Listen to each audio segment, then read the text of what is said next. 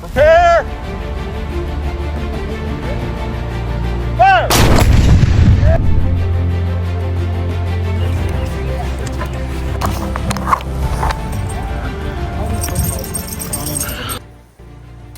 "1863, the Confederates just passed the Muskegon River, and the goddamn Union's gonna kick some ass and roar about it!"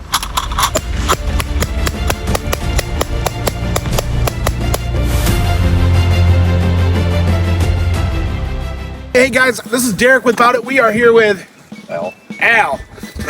And Al, what do we have going on behind us today? Well, this is like a miniature version of a winter quarters that Confederates might have done, where they build up walls and set a tent over the top to give them some more head space. And you can see there's a lot of extra stuff inside, like even a bed and all that they would have accumulated over the winter months. What would be a luxury in a situation if you had this whole setup? What's the best luxury? First class? Biggest thing is the bed. The biggest thing is the bed, okay. They're sleeping on the ground with maybe a blanket underneath them. That's about it, and the rest, most of the time. So, this is pretty nice digs that you have set up for staying for a long haul like that. Yes. Guys, here we are. We are with Sergeant Beaver, and tell us a little bit about what we have going on right here with some of the equipment and how they'd be used during the battle. As we're firing 58 caliber mini balls or Manet balls out of the rifles, and you'll see those fired here today at the event. Let's see that.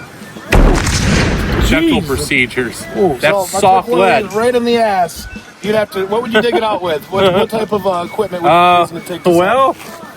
I would probably first of all, the surgeon's going to use the most readily available tool they have. Okay. Which is their dirty finger. Oh. Remember, in the Civil War, we don't understand germs in germ theory, right? So we don't wash our hands. We don't sanitize like modern surgeons would do.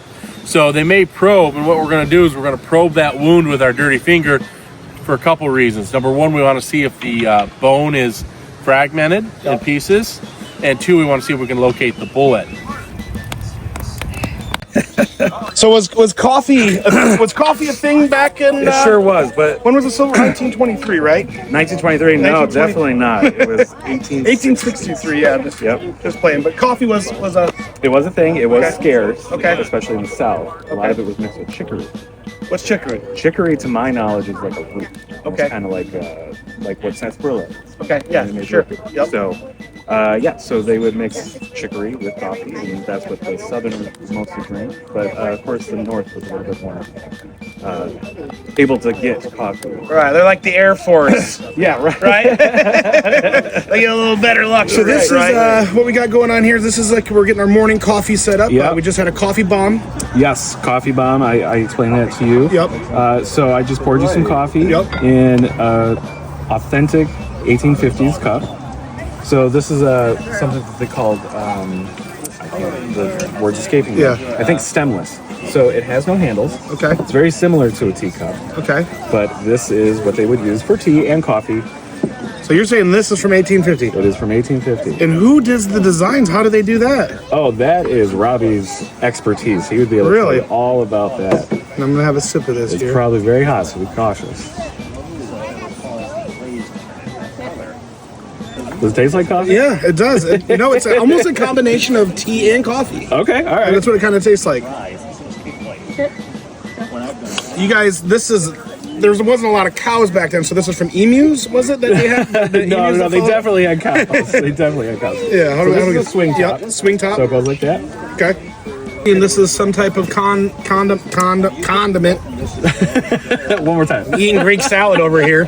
So this is a hot sauce, I'm assuming, right? It is actually hot sauce, and that, to my knowledge, again, Robbie is the expert on anything bottles and glass, but I believe that's an actual hot sauce bottle from the period. And then what is this one right here? This is that is syrup. Okay. And then this one, I'm guessing, is soy sauce. I believe it is, actually. Great. Was that actually a thing? Yep, it sure was. And I think this Indian sauce is what it was called back then. So this was probably traded through, what was the big trading company back in those? I forget that it came That's from. A good question. East India Trading Company or something. Well, I know that's on Pirates of the Caribbean. I don't know if that's real or not. But hey, it's all good for showbiz, right? There you go, absolutely. And it ended up going to Japan, and it helped topple the shogunate. Hi guys, here we are inside an authentic Union infantry tent. There's not a lot going on. We got some canvas, a couple sticks, got a wool blanket here. I mean, it's kind of wet. I mean, this, to be honest, this would be absolutely miserable. Not much to really do in here. You crank your hog right home to your girl, decompress. That's about it. Just get you all the elements. Barely. Not about it. I got a question. What about when you have to go take a dump? What did they use? What did they carry anything on them? Did they use a rag? I mean, we didn't have Charmin back then, right? So what were they doing with that? I mean, that's what they had. What they called sinks. Sinks. Okay. So about 50 yards behind the camp, they would have a big trench dug. Okay. And that's where they did their business. Squat on in there. They would squat on there. Sometimes they would take some lumber and do some cross pieces to sit. Yeah. But otherwise, like early on in the war, they had a big issue with hygiene. The guys were just doing their business everywhere. Like India. And, yeah. They would just top a squat and outside of camp. A lot of disease started spreading, so they started tightening down on where they would go to the bathroom. So all of this would be packed up and put on the back as you're hiking. Wow. So how much does this weigh? What would you say this approximately weighs with all this? With the food and everything, it's probably about 45 pounds. Okay. So like for me, I'm a golfer. It's probably like a golf bag on my back. Yeah. So not too bad. All right. Well, hey, I appreciate it. Absolutely. Thank you for giving us a rundown of what we got going on. This is awesome. Yeah, keep up the good work. This is freaking sweet, man. Thank you. Company halt. Movements for handling your rifle musket. For everyone here, this is an 1861 rifle musket. This was the primary firearm that was issued to a soldier upon enlisting in the Army. All right, we're gonna do a biscuit with the orange marmalade. You're eating good as a mortician. Well, he's making a killing on the bed. Making a killing, yeah. Dude, this is honestly incredible. Isn't it right? That is so zesty, flavorful. Yep. I get it imported from this little company called Aldi. Yeah. So. I'm gonna go right to. I'm actually going to Aldi after this anyway. Yeah, that'll go great with a Fresca. There you go. It's sitting there. So yes. So you're going to do this. You're going to slowly, you're just going to push it down there. And then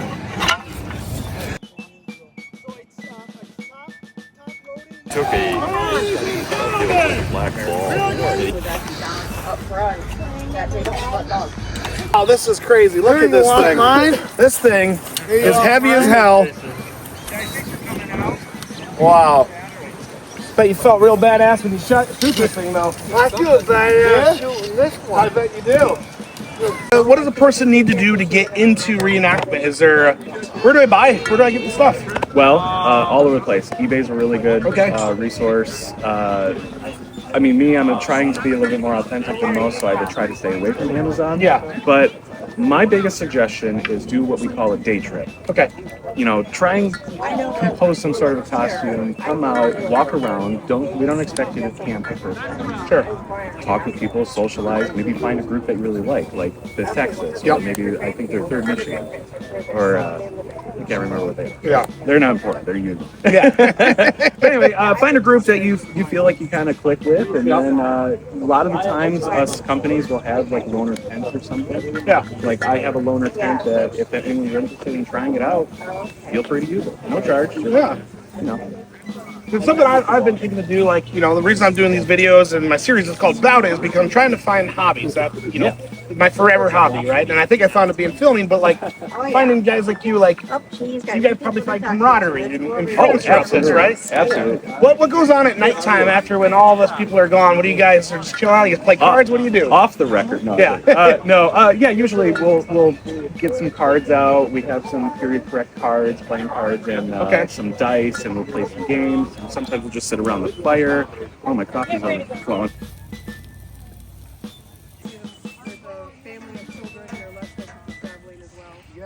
Prepare! Are you ready? Fire! Yeah!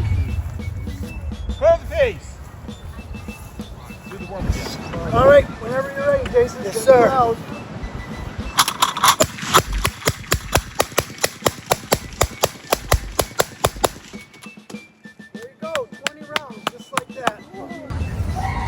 All right, guys. So that's this. All right, guys. That's. All right, that's it. Let's go. All right, that's it for this episode about it. The Civil War reenactment. Highly suggest that you get out to one of these things. These people clearly love their hobby. They respect history. They're preserving it. They're shedding a whole new light and experience of what it really was like in the Civil War. There's some bigger events coming up this summer. Check out the one in Jackson. I'll drop some of the dates in the link. And that's it for Bout It.